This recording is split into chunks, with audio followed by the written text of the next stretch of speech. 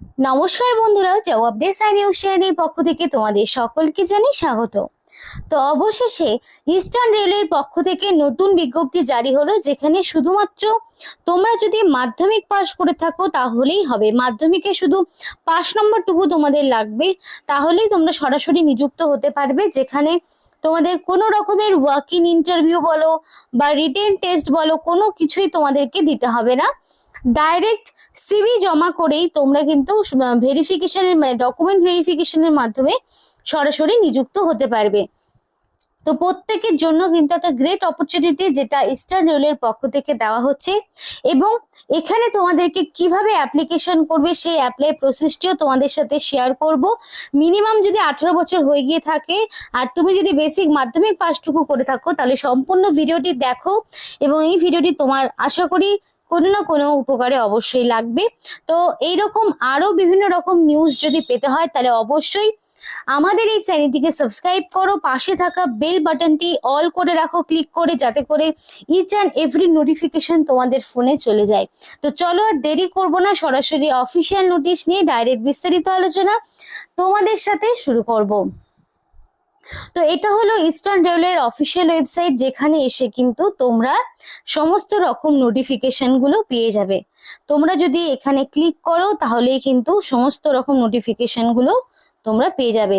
তো সেই মতো আমিও নোটিফিকেশনটি ডাউনলোড করে তোমাদেরকে দেখাচ্ছি। তো দেখো, অ্যাপ্লিকেশন করতে গেলে তোমাদের www.indianrailway.government.in এই অফিসিয়াল ওয়েবসাইটে যেতে হবে, যেখানে এতক্ষণ আমি তোমাদেরকে দেখালাম। আর অ্যাপ্লিকেশন জমা দেওয়ার যে ডেটটা সেটা তোমাদেরকে বলি, 13/5/2026 থেকে শুরু করে 2/6/2026, অর্থাৎ তোমরা 2 জুন পর্যন্ত সময় পাচ্ছ। তার মধ্যে তোমাকে কমপ্লিটলি অ্যাপ্লিকেশন সাবমিট করতে হবে। এবং 3 জুন সেটা তোমাদের ড্রপ বক্স ওপেনিং হবে, যেখানে তোমাদের অ্যাপ্লিকেশন গুলো থেকে বাছাই করে জানানো হবে ডকুমেন্ট ভেরিফিকেশনে কাদেরকে ডাকা হবে।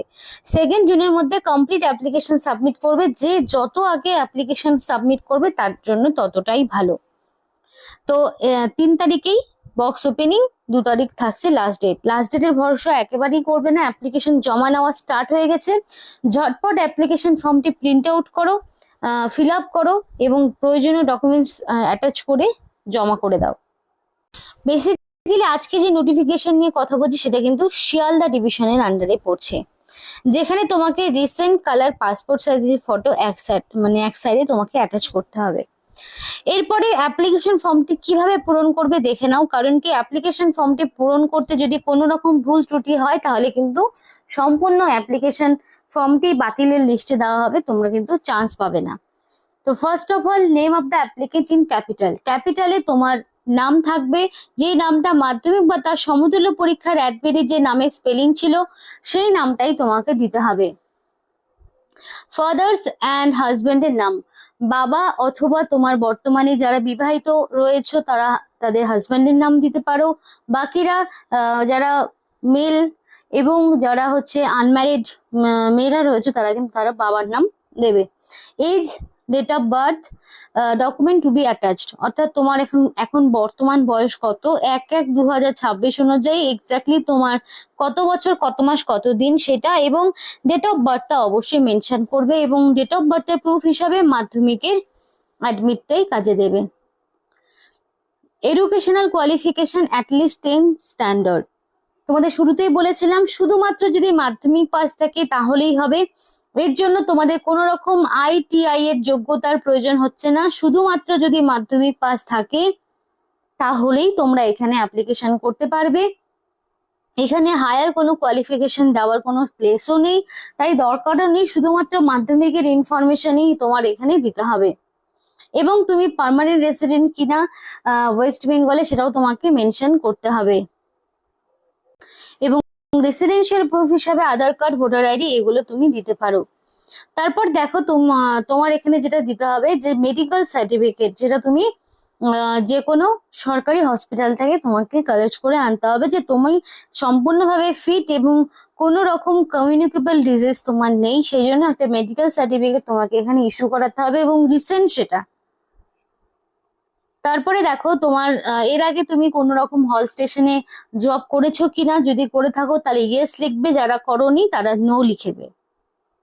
এবং একটি পুলিশ ক্লিয়ারেন্স সার্টিফিকেট তোমাকে কালেক্ট করতে হবে লোকাল পুলিশ স্টেশন থেকে, যে তোমার এগেনস্টে কোনো রকম ক্রিমিনাল কেসেস নেই, সেই রকম একটা পুলিশ ভেরিফিকেশন করে তোমাকে কিন্তু একটা পুলিশ ক্লিয়ারেন্স আনতে হবে রিসেন্ট, সেটা ডেট ইস্যু হতে হবে।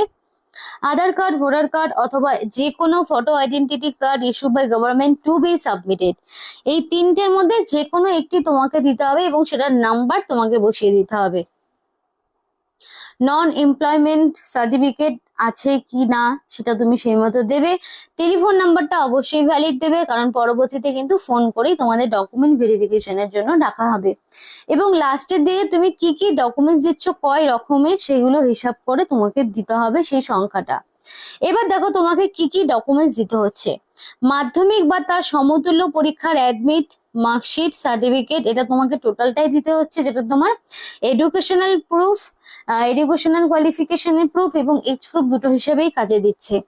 তারপর তোমাকে আধার কার্ড অথবা ভোটার আইডির মধ্যে যে কোনো একটি তোমাকে দিতে হবে আইডি প্রুফ হিসাবে, সাথে সেটা রেসিডেন্সিয়াল প্রুফ হিসেবেও কাজে দেবে। তারপরে তোমাকে কি দিতে হবে, রিসেন্ট কালার পাসপোর্ট সাইজের ফটো দিতে হচ্ছে।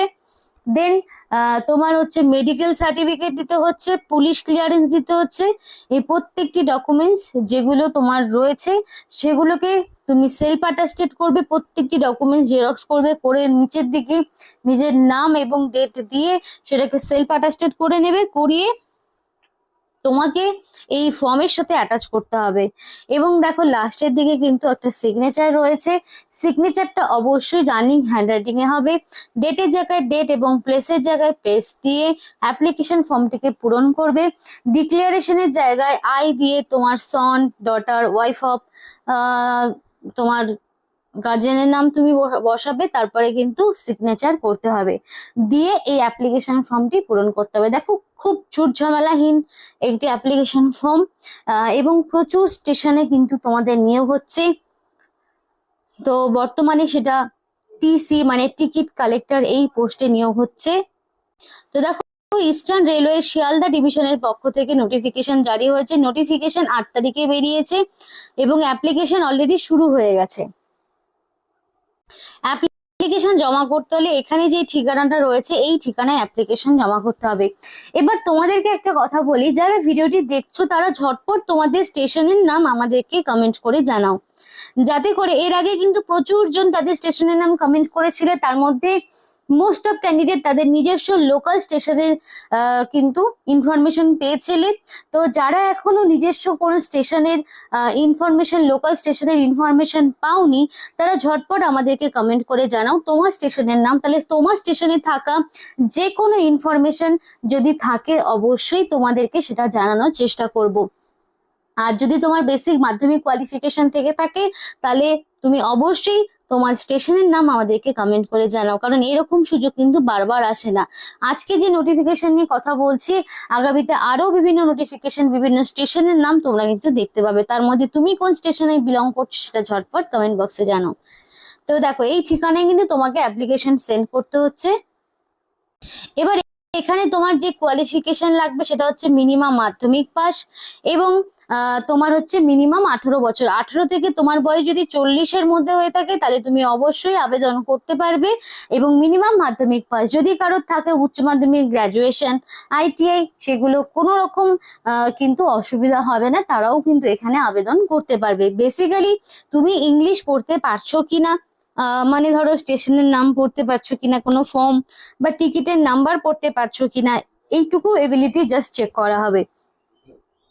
এবং সিলেক্টেড ক্যান্ডিডেটকে কিন্তু 2000 টাকা একটা অ্যামাউন্ট সিকিউরিটি মানি হিসাবে সেই স্টেশনে জমা রাখতে হবে, এবং সে যখন মনে করবে আমি এই কাজটি করব না তখন কিন্তু সেই 2000 টাকা তাকে ফেরত দেওয়া হবে। এটা একটা সিকিউরিটি মানি হিসাবে তাকে ডিপোজিট করতে হবে, শুধুমাত্র তাদেরকে যাদের সিলেক্টেড হবে। এখানে তোমাদের মান্থলি যে স্যালারিটা তোমরা পাবে সেটা কিন্তু কমিশনের উপর বেস করে, যে যত টিকিট সেল করতে পারবে সে তত পার্সেন্টেজে একটা অ্যামাউন্ট তারা হাতে পাবে। তো এই ছিল আজকে সম্পূর্ণ ভিডিও। এরকম আরো নোটিফিকেশন আসতে চলেছে। যদি ভিডিওটি ভালো লেগে থাকে অবশ্যই লাইক করো এবং চ্যানেলটিকে সাবস্ক্রাইব করে আমাদের সাপোর্ট করো, আমাদের সাথে থেকো, পাশে থেকো। আর ভিডিওটি সম্পূর্ণ দেখার জন্য তোমাদের সকলকে জানাই অসংখ্য ধন্যবাদ।